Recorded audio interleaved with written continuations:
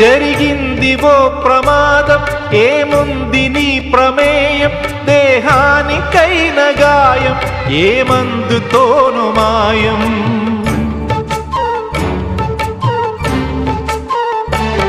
విలువైన నిండు ప్రాణం మిగిలుండటం ప్రధానం, అది నిలిచినంత కాలం సాగాలి నీ ప్రయాణం.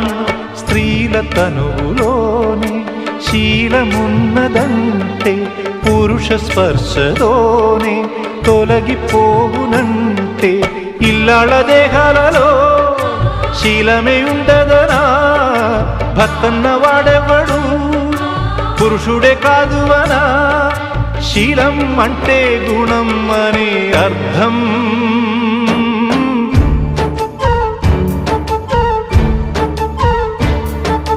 నువ్వేమి చేశావు నేరం,